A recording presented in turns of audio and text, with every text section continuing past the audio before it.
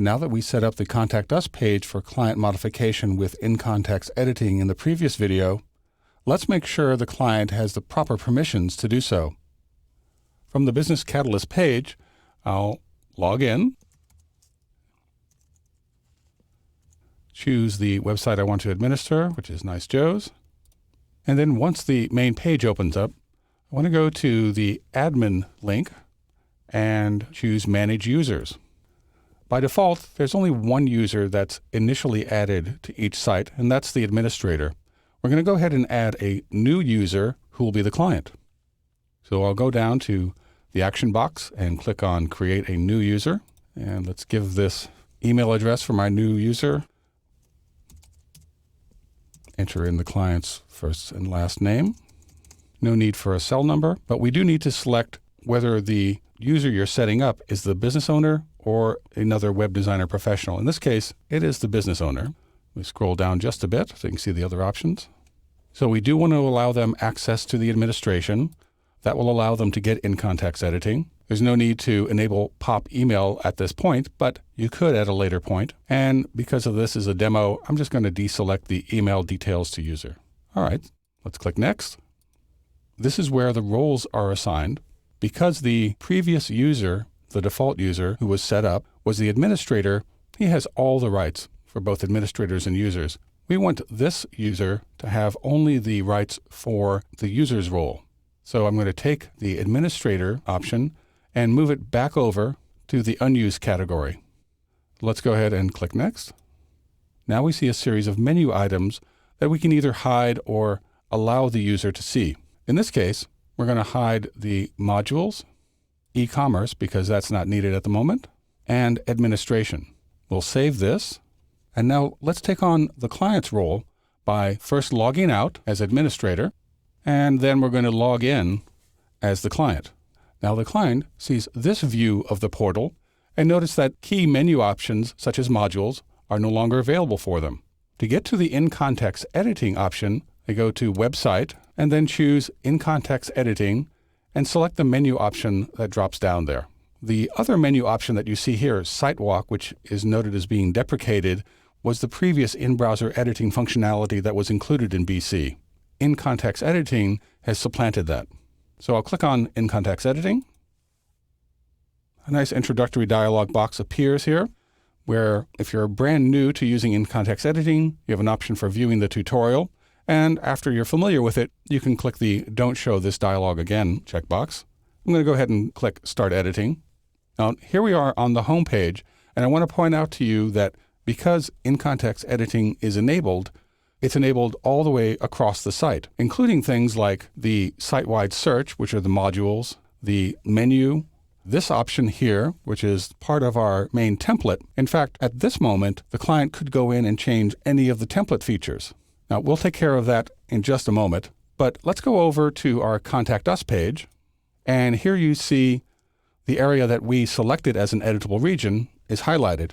So let's go in and make a change. I'm going to just double click on Inquiry here and delete that and replace it with a more specific name. And now that that's complete, I can go down to my options on the lower right and click Save, which would just save a working copy, Save and Publish, which will publish the working copy that we have now, or Discard, which of course will get rid of all the changes. Let me make one other style change here, just so it shows up. I'm going to go ahead and highlight Contact Us. And here up above, you see all the various text controls. And notice that there's not a full range of them. We do have the bold and italic, but other things such as changing the color and the sizing are not available because we deselected those back in Dreamweaver. So I'm going to go ahead and make this bold, which of course puts in the strong tag. And now we're ready to click Save and Publish. A confirmation is requested here. We'll go ahead and click Save and Publish again. And now this page is complete. Let me go ahead and log out. And let's go to the site by removing the section of the URL there. And we'll just type in the first part of Contact Us.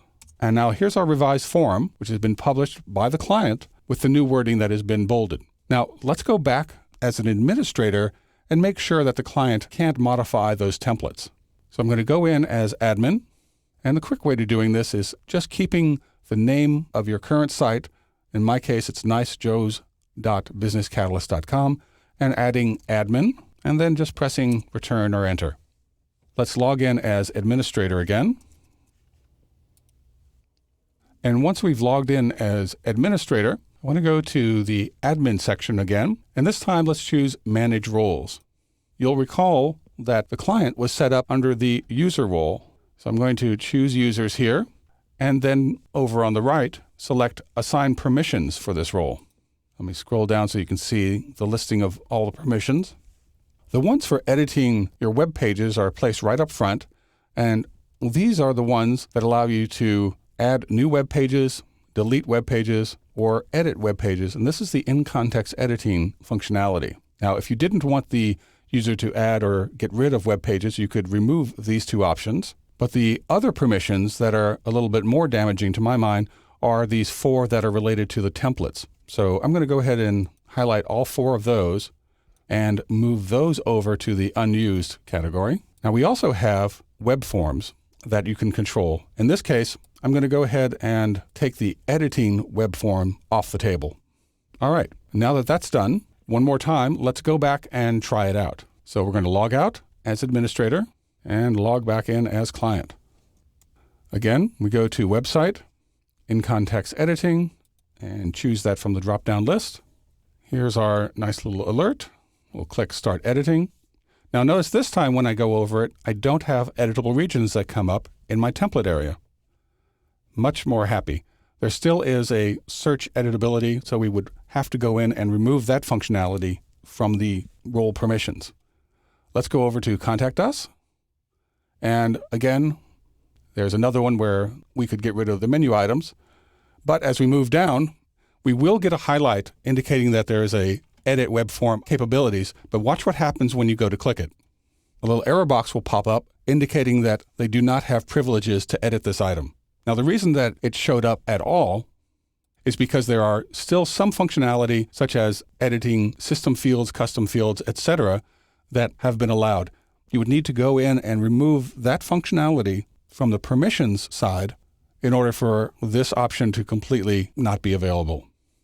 The application of roles and users for your Business Catalyst clients really give you, as the site designer and administrator, complete control over what can be modified by the client and what elements of your design remain protected.